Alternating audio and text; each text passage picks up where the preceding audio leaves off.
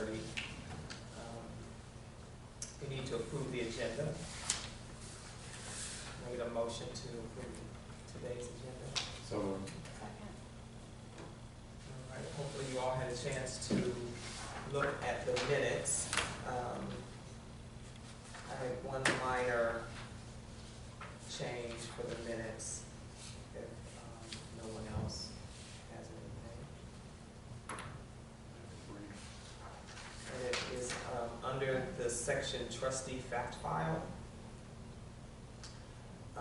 where it says, briefly reviewed and discussed some of the trustee fact file chapters and appendices. Can we get what the exact chapter was there? And then the second sentence says, Mr. Meyer would like for the board members, comma, after reviewing, to give him their feedback. We need a comma after reviewing. It was chapters 11 through 14. Okay.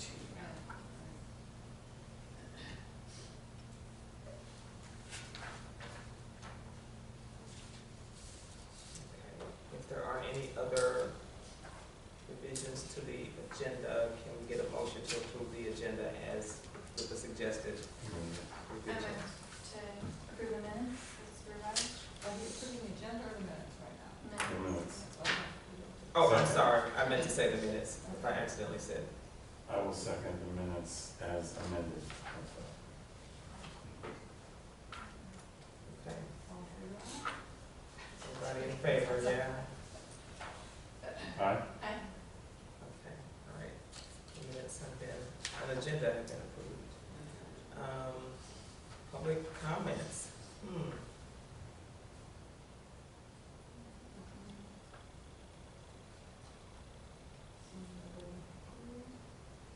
Okay, written communication from the public. None that you haven't been included on. Okay. Do we have any old business to attend to?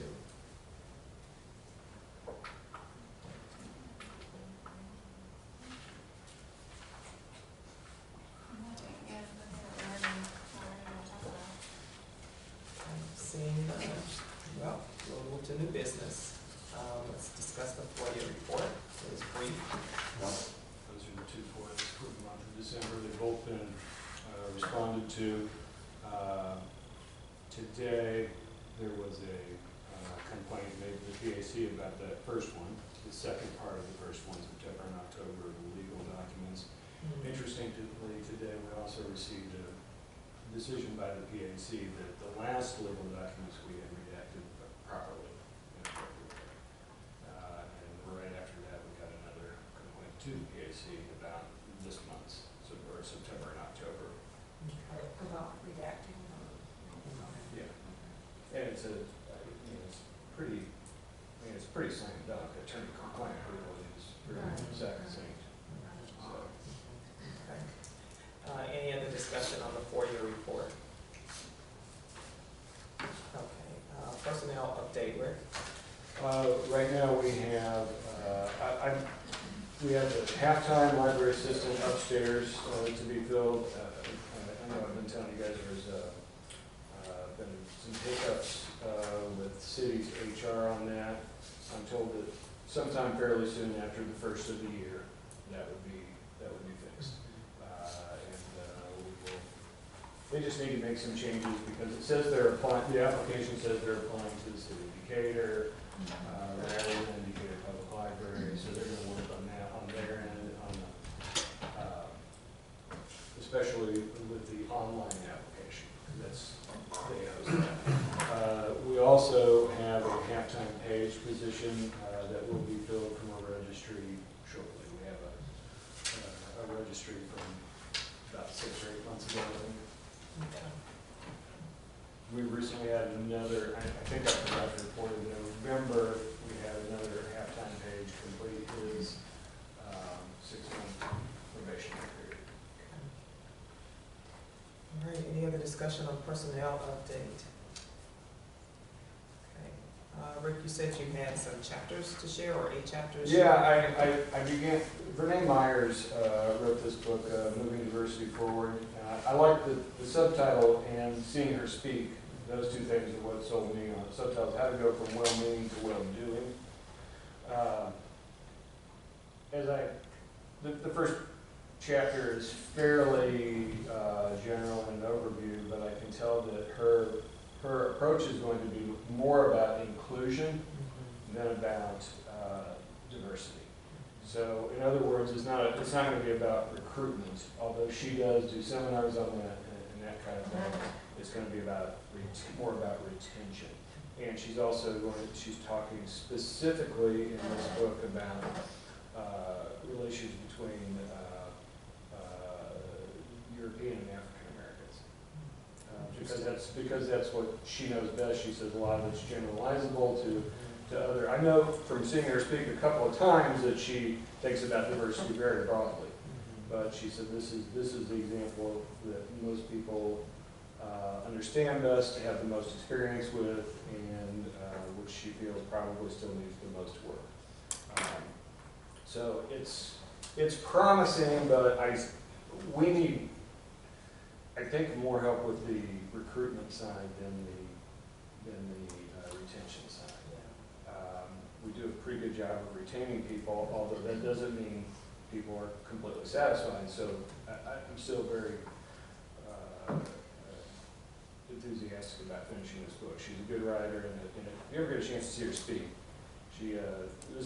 this book is for the American Bar Association. She's calls herself a recovering attorney, and she's a very, very dynamic speaker, and she'll have you has the crowd rolling in the aisles, but also thinking about some pretty important stuff. So I don't have a whole lot more to talk about it today. It's just that's going to be, the focus is going to be more on inclusion, and I know you and I and John and I have both had discussions about, John Phillips and I, about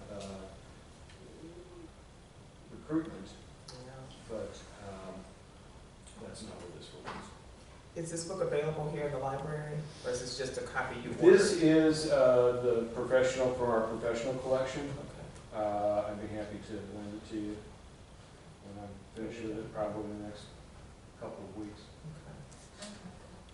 So it's mainly focused on staffing as opposed to programming, I guess. Yeah, it's not, that's true, and we need to look at that. This is, when you talk about the equity, diversity, and inclusion, it's about your patrons as well. But this is about staff. Okay. All right, let's take a look at the volunteer policy, and we will need to take action, which I'm assuming is voting to take it to the full board.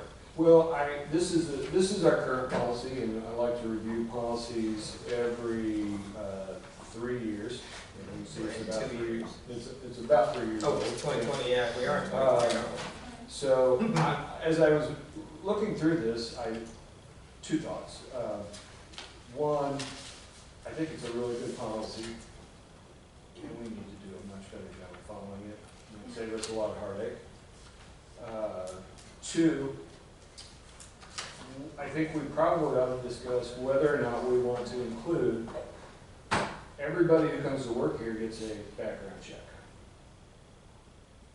So in education, that's how it is. So, we talked about this back in 2017, and we decided not to. It costs about $80 per person.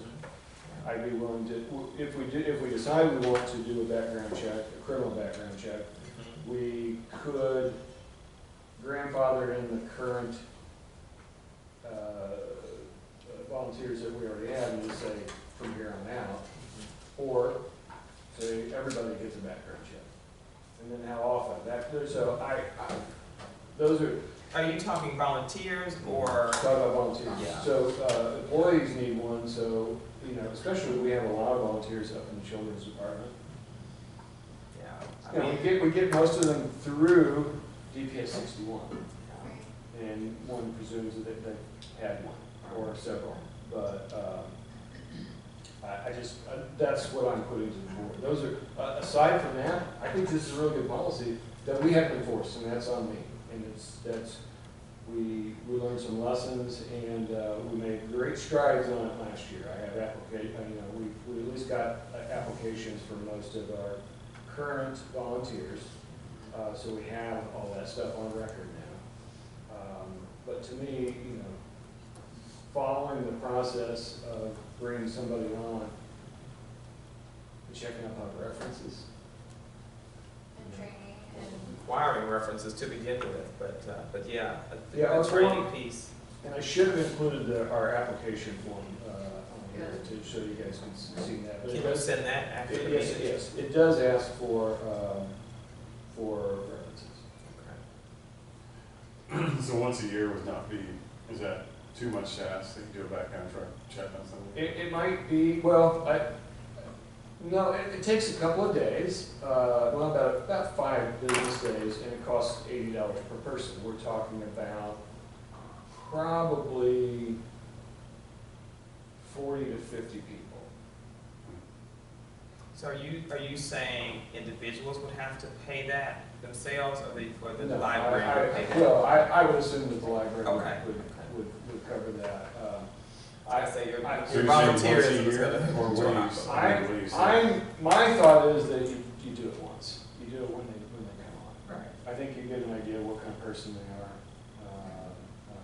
But I could see an argument for an annual one too. But I think. Or every 5 years, or every, or if there's a lapse in their volunteerism and they come back, then they Yeah. reapply and they do another one. Yeah, I'm open to any of those things. I guess my lean right now though is at least to do One time. one when they come on. Yeah. Which we haven't Better than done. none. We discussed it a lot back in February of 17, but I can't remember why we decided not to, but we did decide not to. Do we think this will discourage, I mean, not, you might necessarily care, but do we think it will discourage volunteers? And I say that because at work, we've gotten a big, because of like security and federal regulation, we had to start doing background checks on a lot of people, got a lot of complaints, so. Well, we asked our employees to do it, of course they're getting paid, Yeah. but there's really nothing they have to do except for sign the release and allow us to do it. All right. Yeah, they don't have to pay for it, They yeah. you have to give them your social security number. Yeah, you do. I mean, so some people get really. And they should, yeah. Yeah, and so, and it could be that it discourages some people. I guess we'll find out. I mean, we Do could. we know how other libraries handle I volunteers? don't. Well, I am in a couple of weeks, I'm meeting with we're reinstating our Central Illinois larger library directors roundtable, and I will bring that up and see how they're doing it. It's Champaign, Peoria, Normal, Bloomington, Springfield, and Urbana, and us, so. More and more organizations that deal with anyone under 18 at all are moving towards background checks. Well, and that's the other thing, we could just say anybody who's volunteering upstairs. It doesn't have. Yeah, I mean, you could start there.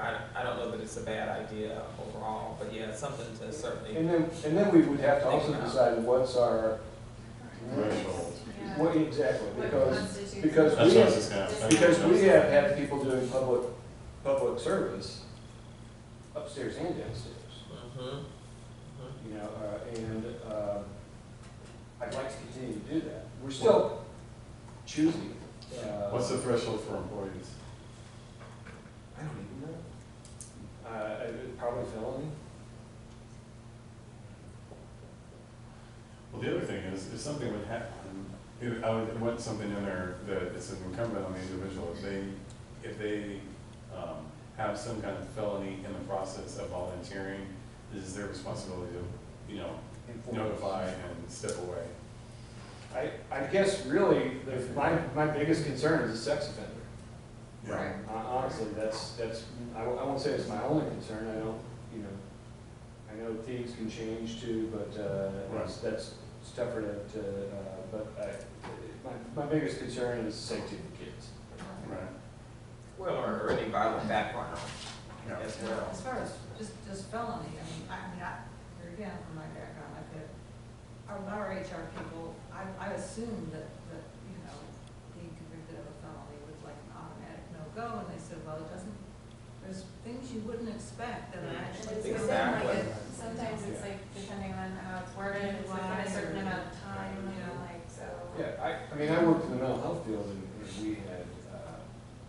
we had former felons. Yeah. And the issue was, you know, it depended on, if it was a violent crime, then we wouldn't hire them. If it was a sexual crime, we wouldn't hire them. Right. Aside from that, it was at the discretion of the director. And, you know, I mean, a couple of people worked out extremely well for us. Now, the other thing is, if you told us you didn't have a record, and you did, even if it was tiny, Yeah, you're Right. right. yeah. So would this also include board members to have the background check? It's If a good the question. staff have it. We've got 3 boards here, you know, and it's not just this That's true. board, so. I mean, I guess the argument could be made that we aren't coming in contact with children, but, or unless we could show proof we have had a background check. So in my field, Yeah. I have one. I think this could certainly be tabled until I can find out, maybe get some, What other people? find out what our neighbors are doing, and, If we don't do something, I hate to have that conversation when somebody says, well, why didn't they have a background check? Yeah. Exactly. Right, right. that's the main thing, it's the safety of, yeah, you want to look out for safety of staff and the other patrons, of course, but it's the kids that are the most vulnerable, so. Hey, I do have a few things. Go ahead. Oh, I was gonna say, I don't really know if there's different kinds of background checks, because I have to do one There are, every 6 years, but I think it's mainly looking for, you know, there's a state one and a federal. it's like, you know, involvement with subversive entities, or, you know, people that are liable to blow things up, or, you know. Well, yeah, we don't want terrorists working on grid. Exactly right. You You know? know, terrorists, you know, you're exactly right, which is totally different than working with We children. did it at school, I mean, Holy Family, when you volunteered, you had to do it. Yeah. Mainly if you're around kids. Yeah, it's, So you will check on that, and at the next meeting, we'll have an update on Yes. what people are doing with background checks. So I have a few other things in regards to the volunteer policy. If we could look at the section under, that's titled supervision. The second sentence, you could remove the comma.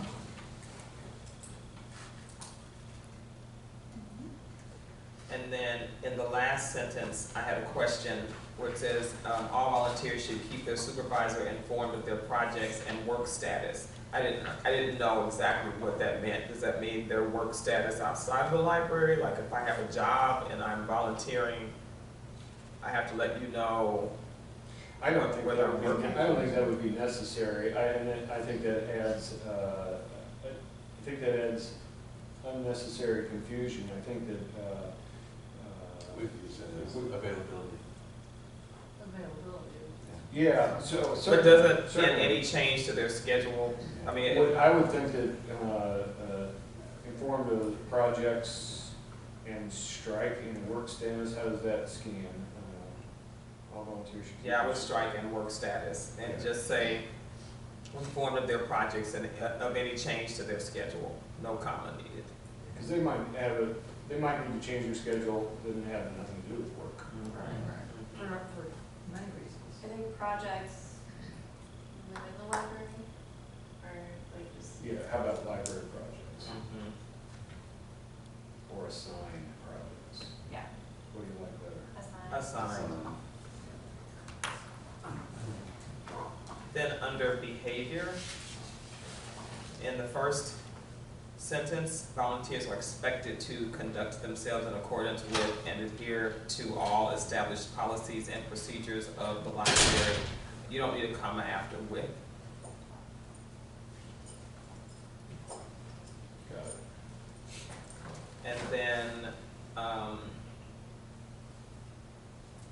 volunteer training, where it says all volunteers will receive a general orientation on the purpose of the library, the program they will be working with, and a tour of the library.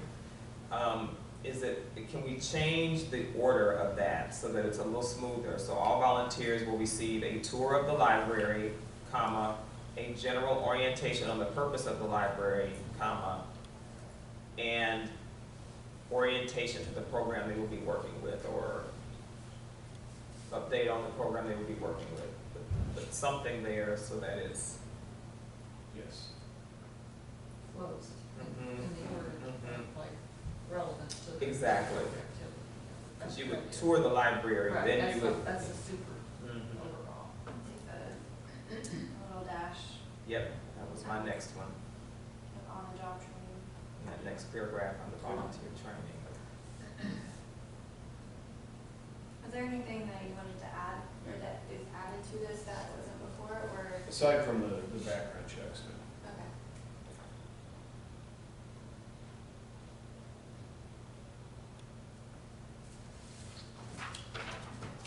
Okay, any other comments or suggestions for revisions to the volunteer policy? I guess I had a question, like, I don't know if it's implied, I mean, a volunteer doesn't have to have, and shouldn't have any expectation that they would necessarily be accepted as a volunteer if nobody thinks that they have the skill set that, I don't know, is that? That's in the application process though, I would think. Okay. yeah, Based on their qualifications and relation, oh, there you go. Yeah, I mean, the fact that they have to apply would mean that, That makes sense. Acceptance of an application is at the library's discretion. Okay, there we go. So would we consider board members that are not appointed to be volunteers? you mean from the other boards? Yeah, that's an interesting question, because they're both standalone 501c3 corporations. So I don't know that we. yeah, they're part of the function of the library too, so I don't know that it's in the same vein as this policy is. But some of them do still not, I mean, and you would That's not probably your consider organization. them, some of them still volunteer, like, I mean, I would think if still they were, consider I think if they them were, if they were volunteer. volunteering for library operations, then yes. Yeah. But to serve on their board or to serve their respective 501c3 corporations, I don't know that we would even have the ability to tell them like they would have to. Yeah, I don't either. But then at the point, so to me, it's like two separate paths. And so then at the point where you're volunteering as part of day-to-day operations, then you fall into Right. the category. What if you volunteer for the Friends, like the people that work in the sorting room? They're not on the Friends board, but they are sorting for the Friends. Yeah. I'd say that's part of the Friends operation, not a part of the Okay. library I was just- operation. I was That's the way I would. clarifying. That makes sense. If they're out there working with the public or, So why don't we add to the policy definition of volunteer? How are we defining volunteer? That way there's clarity. I mean, there is one, but maybe add something about that. okay, I will get some language to sort of differentiate that. Well, I think it kind of At the does. direction of a library supervisor. I think it kind of does. What it doesn't say is what is not a volunteer. Yeah, And I don't we know. don't know, we don't need to do that, I don't think. Is everybody okay with that definition of volunteer? Is that clear enough? I don't know, I still would be interested in differentiating between the two types of volunteers, just because if something were to happen or, you know, it's clearly defined who's volunteering for what organization, they're volunteering for the library, because you don't have to have an application, I don't think there's an application for the Friends. Right, but this, I guess, I mean, it'd be easy enough to come up with some language that said, you know, people serving on the DPO Foundation or DPO Friends Board, this application does not apply to them. And I'd be okay with it. On the other hand, this does say a volunteer is someone who works under a library supervisor. Okay. And the sorters do not, right? I mean, they work for the Friends Board. You know, that's, I don't think it would be terrible to ask them what their process is. How they vet volunteers, or do they want to process of vetting volunteers, but I kind of think it's up to them. Up to them. But I'll come up with some language and put in there, and then in next month when we look at it, you guys can I can see it. make your decision.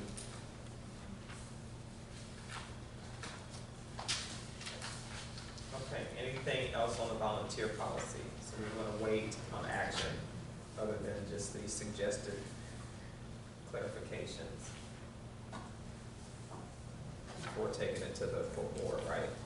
Right. Okay. Public relations marketing plan discussion. Well, and this comes from those chapters that we reviewed and some of the feedback that I've gotten so far. A couple of years ago, we hired a local firm to develop a marketing plan. Now, I know there's a difference between PR and marketing, but there's also a lot of overlap, I think. The firm gave this board a proposed marketing plan, which included a name change. The board rejected that plan. The firm told us that they would rework the plan, and that didn't happen. So, I think it might be a good approach might be to take that plan and we could rework it, or if the board thinks it would be a better idea, we could go to a different firm in town. I know you had somebody that you thought was good, or do a request for qualifications or something. But I think it's just as easy to call a couple of firms and say, could you put in a proposal? Professional services don't fall under the standards for bidding, so. How much you wouldn't pay for the last one? From Breckenridge? Well, A the lot. foundation paid for it, and that was a few $1,000s, but it was the website development that carried a pretty high price tag. But I'm not qualified to do a marketing letter, I would feel more comfortable hiring someone with experience to, at least, because that's not my expertise. So I don't know how everybody else feels about that, or at least talking to other. Or at least getting some bids, we could look at what we can get. Right. I do think we might want to at least review the other plan and think about what were the things that we didn't like about the plan, what were the things that we did like about the plan. I mean, even though Right. we aren't in the business of marketing, we do have some ideas about what we think about it, otherwise we wouldn't have been able to vote Right. no for Yeah, it. you're right. So I think we should at least go in